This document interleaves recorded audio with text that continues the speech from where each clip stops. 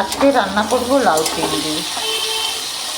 লাউ চিংড়ি আমি কীভাবে করছি সেটাই আপনাদের সাথে শেয়ার করছি। তেলেতে আমি লাউ অনুযায়ী তেল নিয়েছি, সেখানে আমি সাদা জিরে শুকনো লঙ্কা ফোড়ন দিয়ে আমি চিংড়ি মাছটা ভাজতে বসিয়ে দিয়েছি।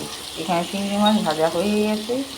এখানে আমি খানিকটা মশলা করে নিয়েছি, আদা টমেটো আমি বেটে নিয়েছি।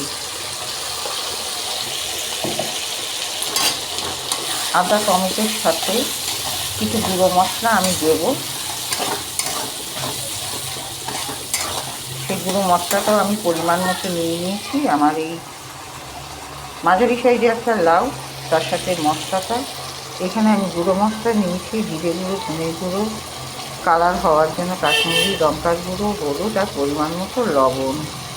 আর আদা টমেটোর সাথে ঝালের জন্য দুটো কাঁচা লঙ্কা আমি বেটে দিয়েছি। এইবার আমার মশলাটা ভালো করে কষানো হলে কেটে রাখা লাউ আমি দিয়ে দেবো। লাউ দিয়ে লাউ হাফ সেদ্ধ হয়ে এই পর্যায়ে এসে এবার আমি দেবো এতে মিষ্টি। পরিমাণ মতো মিষ্টি দিয়ে দিলাম আমি কসুরি মেথি। কসুরি মেথিটা দেওয়ার কারণ হচ্ছে চিংড়ি মাছ আর কসুরি মেথিতে একটা সুন্দর গন্ধ ওঠে আর টেস্টও হয়। তাই জন্য আমি যখনই চিংড়ি মাছ দিয়ে লাউ ঘন্ট করি, লাউ ঝোল, এটা ঘন্ট না, লাউ ঝোল করি, তখনই আমি দিয়ে দিই কসুরি মেথি একটু। হয়ে গেছে আমার রান্না রেডি। যদি ভালো লাগে অতি অবশ্যই একটা লাইক একটা কমেন্ট করে দেবেন। আবার দেখা হচ্ছে নেক্সট ভিডিওতে।